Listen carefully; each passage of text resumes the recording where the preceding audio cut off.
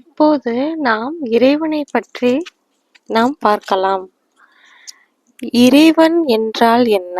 அதாவது இறைவனை பற்றி மனிதர்கள் பலவிதமாகவும் அவர்களுக்கு ஒவ்வொரு இறைவன் வைத்துக் கொள்கிறார்கள். நிச்சயமாக இறைவன் என்பவன் படைப்பாளனையே சாரும். நம்மை படைத்தவனே நமக்கான இறைவன். இந்த உலகத்தை படைத்தவன் அவன் ஒருவனே. உலகத்தாருக்கெல்லாம் இறைவன் அவன் ஒருவன்தான்.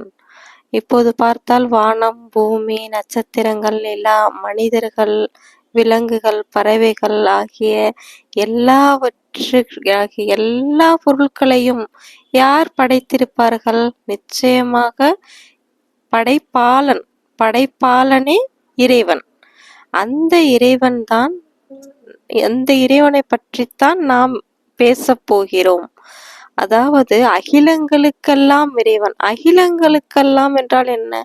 இந்த உலகத்தார் அனைவருக்கும், அதாவது ஜப்பான் பீப்புள், அமெரிக்காவில் உள்ளவர்கள், தமிழ்நாட்டில் உள்ளவர்கள், யாராக இருந்தாலும் சரி, அவர்களை படைத்தது யார் என்று கேட்டால் நிச்சயமாக படைப்பாளன் ஒருவனே. அந்த படைப்பாளன் இடம்தான் நாம் சரணாகதி அடைய வேண்டும்.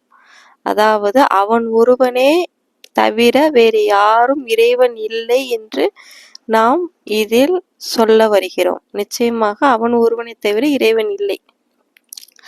ஆனால் மனிதர்கள் எப்படி அவர்களுடைய இறைவனை ஜீசஸ், சிவன், முருகன் ஆகிய பல தெய்வங்கள் இருக்கிறது என்று பல நூறுக்கணக்கான தெய்வங்களை நீங்களே வகுத்து கொள்கிறீர்கள்.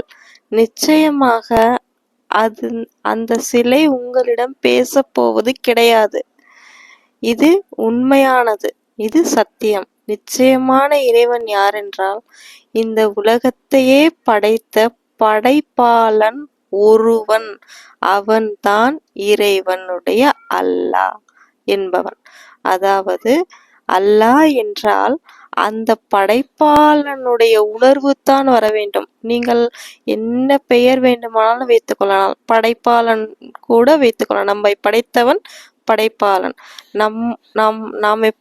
நாம் பிறப்பதற்கு முன்னாடி எப்படி இருந்தோம் என்பது நாம் யோசிக்கவே இல்லை.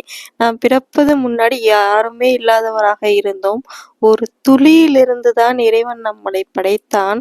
அதிலிருந்து நமக்கான சுவாசம், கை, கால், இதயம், கல்லீரல், மண்ணீரல் அனைத்து உறுப்புகளையும் இறைவன் நமக்கு அழகான முறைப்படி அமைத்து தந்தவன் அவன் ஒருவனே நமக்கான இறைவன். நம்மை இப்பொழுது பார்த்தால், ஃபார் எக்ஸாம்பிள், ஒரு கம்ப்யூட்டர் இருக்கட்டும், ஒரு கால்குலேட்டர் இருக்கட்டும், அதனை தயாரித்தவன் ஒருவன் இருந்திருப்பார்கள் இல்லையா?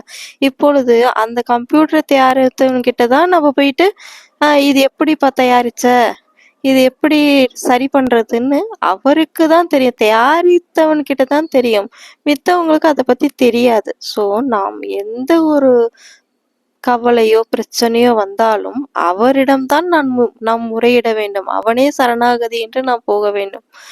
இதற்கப்புறம் நாம் குர்ஆனில் வரப்போகின்ற அத்தியாயத்தை நாம் பார்க்கலாம்.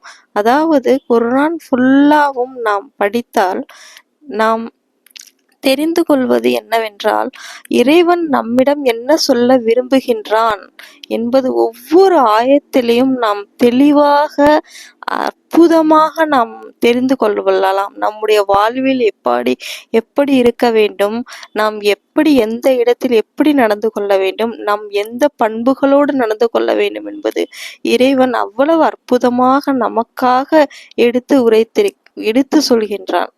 அந்த விருப்பத்தை நாம் வாழ்வில் நாம் நல்லபடியாக நம்மை சீர்படுத்தி கொண்டு நல்லபடியாக வாழ வேண்டும்.